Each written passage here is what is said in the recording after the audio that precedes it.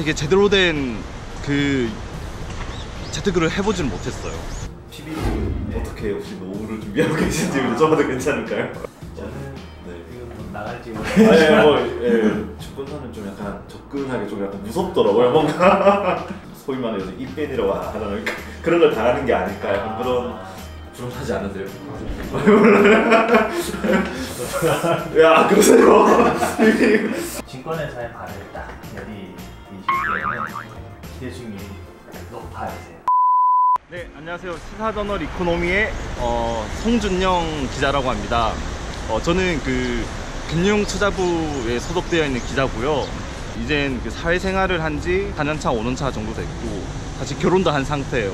아기는 아직 없는데 아기를 낳고 싶은데 사실 막 그렇게 돈이나 경제적인 부분이 너무 걱정이 되니까 그래서 그런 부분들을 어느 정도 좀 해소하고 싶은 욕구가 조금 있더라고요. 그래서 이번 기회에 전문가, 고수를 만나서 어떻게 하면은 재테크를 잘 할 수 있을 것인지를 한번 들어보려고 합니다. 오늘 첫 시간은 그 강북의 그 VVIP들만 모인다는 그곳 미래에셋 센터원 WM 지점에 방문할 예정이고요. 그 중에서도 연금 관리의 초고수 200억 원대 그 연금 자산을 굴리는 백봉석 PB님을 만나서 어떻게 하면은 저 같은 사회초년생들이 투자를 할 수 있을 것인지 이런 것에 대해서 한번 이야기를 한번 들어보도록 하겠습니다. 센터원 그 WM 지점이요 바로 여기 저기 있습니다. 미래에셋 센터원. 정말 멋있게 생겼죠? 괜히 뭔가 돈이 들어올 것만 같은, 돈이 많아질 것만 같은. 사실 몇 번 왔었는데 밥만 먹으러 왔지 뭐 이렇게 제대로 뭐 PB센터 방문해 본 적은 오늘이 처음입니다. 에스컬레이터를 타고 이렇게 내려가시면은 미래에셋 센터원 그 영업부가 밑에 있습니다. 두 군데로 나눠져 있다고 하더라고요. 저 서간에 있는 35층에 있는 WM 부가 있고 여기 또 영업부가 있어가지고 VVIP 분들은 저기 서간 35층에서 받고 나머지 일반적인 그런 상담을 원하시는 분들은 이렇게 지하로 내려오셔가지고 여기 있는 그 센터원 영업부를 이렇게 찾으시면 됩니다. 사실 PB 분들이 그렇다 해서 다른 거는 아니고요.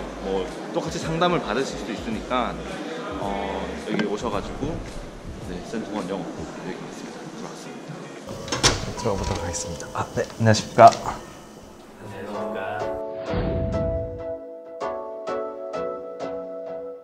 상담 받았습니다. 네. 어떻게 시작하면 될까요? 우선 이제 처음 오셨으니까 고객님 투자 성향에 대해서 저희가 분석을 한 이후에 성향에 맞는 상품을 권유해 드릴 수 있습니다. 그래서 여기 보시면 투자자 정보 확인서라는 부분이 있는데요. 항목은 총 10개 항목이 있습니다. 여기에 대해서 이제 객관식이시니까요. 주관식은 주관식 이건 쓰시는 거구나. 그럼 이걸 만약에 체크를 하면 되는 건가요? 네, 1번부터 보시고 체크를 하면은 저희가 이제 전산에 등록하면 성향이 나오게 됩니다.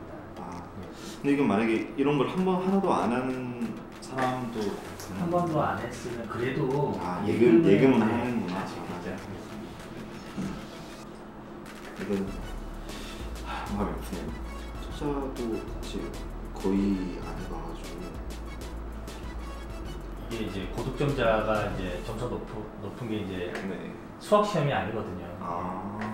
그래서 여기 이제 항목마다 점수 배점이 있고요. 높다고 좋은 건 아니에요. 절대 아닌 거예요.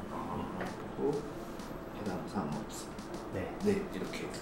그럼 전산에서 등록을 했을 경우 어떻게 결과가 나올지 좀 추정해서 드리겠습니다. 신분증 있으세요? 저 신분증 있어요.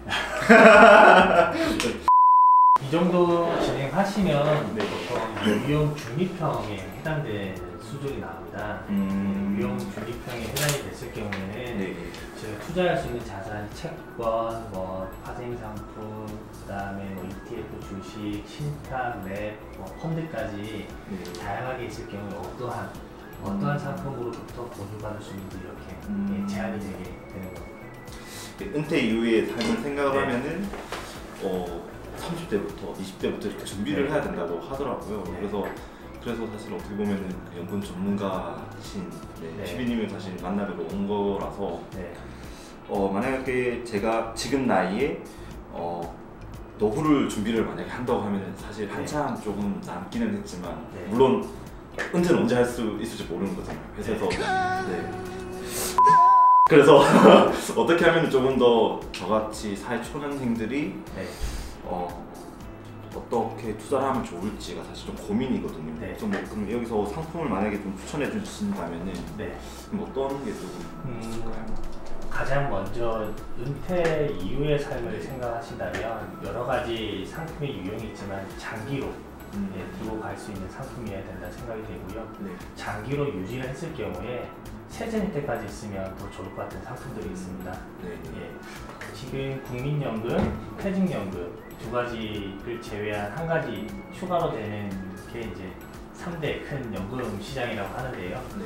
그 중에서 이제 개인이 택할 수 있는 건 개인연금이 있습니다. 네. 흔히 이제 연금저축이라고 하고요.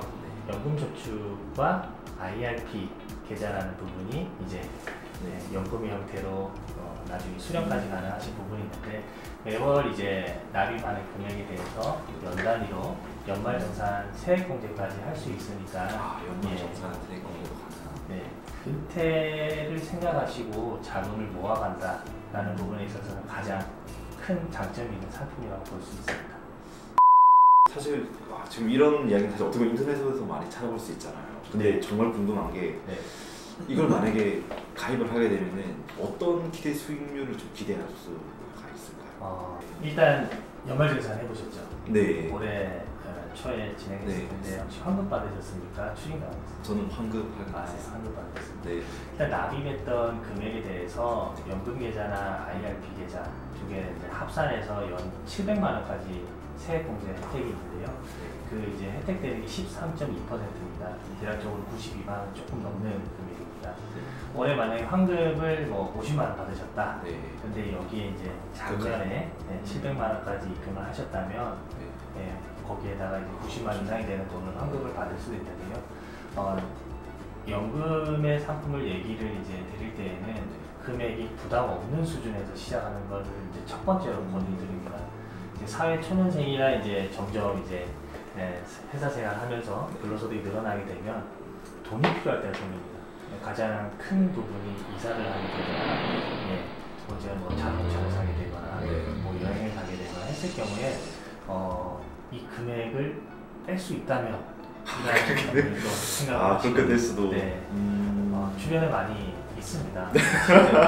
적금 깨듯이 약간 그렇게 될 수도 이 있는. 금액이 크거나 하면 많이 모였을 때는 좀 중요도가 높아지기 때문에 잘 운용하면 내도 오자산이 되겠다 생각이 드시는데 금액을 이제 만들어 나가는 과정에서는 해지할 수 있는 그런 마음도 많이 드세요. 그래서 아예 부담 없는 금액에서부터 없는 돈이다. 이거는 내가 지금 없는 돈이기 때문에 나중에 55세 60세 됐을 때 연금의 형태로 사용해야지 라고 생각하시고 구입하시는 게 좋습니다. 잊고 사는 게 제일 어떻게 보면 제일 좋은 거예요. 근데 이 계좌 자체를 만약에 해지하면은 어떻게 됩니까? 만약에 정말 막 차 사야 되는데 막 중간에 돈 부족하니까 맞습니다.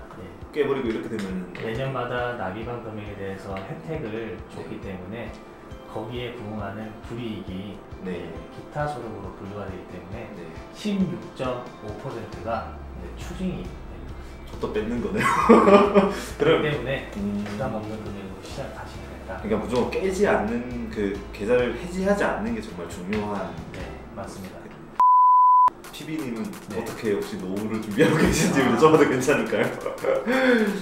저는 지금 뭐 나갈지 모르겠지만 전부 증권회사에 있는 상품들로 모든 금융자산을 운영하고 있습니다.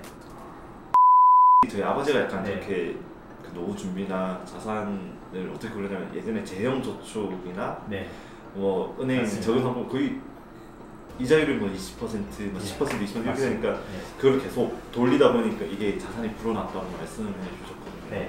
근데 지금은 저 은행 가서 적금 들려고 그러고 이렇게 하니까 적금 드는 게 뭔가 아까운 느낌이 사실 없잖아 있어가지고 뭐 앞으로는 그럼 어쩔 수 없이 그런 증권 상품이라든지 어떤 그 은행 이자보다 좀 더 많은 수익률을 좀 추구하는 게 좀 중요할 수도. 네, 맞습니다. 지금은 모으는 개념으로, 왜냐하면 물가 상승률이 있기 때문에 시중은행의 이제 정기예금 같은 경우는 그 물가 상승률을 상쇄하는 것 뿐이지 돈의 가치가 더 증가하지는 않습니다. 네. 그래서 다들 투자에 대해서 이렇게 관심들을 많이 갖고 있는데요. 투자를 했을 때는 그 변동성이 굉장히 크기 때문에 뭐 일례로 지금 뭐 무역 분쟁 이슈, 뭐 트럼프 대통령의 말 한마디, 트위터의 한마디, 거기에 따라서 주가 변동이 크게 뭐 주식뿐만 아니라 환율, 채권까지도 같이 요동치고 있는 상황이 되니까요. 쉽게 마음 편하게 투자할 수 있는 상황도 아닙니다. 저는 사실 몇 번 이렇게 방문을 안 해보긴 했는데 네. 약간 이 방문해도 되나 하는 약간 그런. 네. 은행은 좀 약간 이제 좀 쉽게 좀 갈 수 있는데. 네. 증권사는 좀 약간 접근하기 좀 약간 무섭더라고요, 뭔가. 그럼 왠지 돈을 그렇게 잘 버는지도 않고 자산이 많지도 네. 않기 때문에 이렇게 가다 소위 말하는 요즘 입밴이라고 하잖아요. 그런 걸 당하는 게 아닐까 약간 그런 생각했는데 그렇지는 않은 거네요. 네, 전혀 전혀. 그런 건 없고요. 오히려 아까 뭐 밖에 지금 보시면 아시겠지만 네, 맞아요. 대기 고객분들 굉장히 많고요. 부담 느끼실 필요 없습니다. 예. 와서 좀 자산 관리 상담을 받고 싶다라고 네, 얘기를 하면은 예. 이렇게 만날 수 있는데. 네. 네, 지금 상담 받고 나왔는데요. 되게 재밌네요. 이게 뭐 제가 생각했던 것과 약간 다른 것도 있었고, 뭐 개인 IRP라고 하죠. 그거를 가입하는 게 되게 좋을 것 같습니다. 저는 사실 그걸 가입 안 하고 있었거든요. 증권부 기자임에도 가입하지 않고 있었는데 그걸 하나 가입하는 게 되게 좋을 것 같아요. 자세한 거는 좀 이따 앉아서 다시 한번 풀어보겠습니다. 지금 제가 상담을 받고 왔거든요. 근데 제가 드는 생각이 지금부터라도 연금 관련된 상품을 가입하는 게 되게 중요하다라는 생각 정말 많이 했어요. 저는 사회 생활을 시작한 지 이제 4년, 이제 5년 차가 되어 가는데 어떻게 보면 그 노후 준비를 하나도 안 했던 것 같아요. 뭐 한다고 하면은 주식 조금 이렇게 사고 그 외에는 다 저축을 다 해버렸으니까. 근데 지금 PB분 말씀처럼 지금 은행 이자율이 얼마 되지 않으니까 그보다 좀 더 많은 수익을 추구하는 그런 전략을 취해서 저의 노후를 위해서 지금부터라도 투자하는 습관, 그런 거를 좀 들어야겠다는 생각도 많이 했습니다. 뭐 30대 말에 은퇴를 할 수도 있는 거고, 물론 강제적이겠지만 40대 은퇴를 할 수도 있는 상황인데 정말 정년을 다 채워서 60대 은퇴를 한다고 하더라도 100세까지 그 이후에 남은 시간을 생각해 본다면은 정말 긴 시간이거든요. 40대, 50대부터 시작하는 게 아니라 지금부터 일석이조 꽁목빨목고인 그런 개인 연금 상품이나 그런 관련 상품의 계좌를 가입하는 게 되게 중요하다라는 그런 생각이 들었습니다. 오늘로 이게 끝이 날 수도 있겠지만 아마 앞으로 저희 자산을 불리기 위해서 계속적으로 투자 고수들을 찾아다니면서 이야기를 들어보는 시간을 계속 갖도록 하겠습니다. 그 다음도 기대해 주세요. 뭐야 이게? 이거 말고 다른 걸로.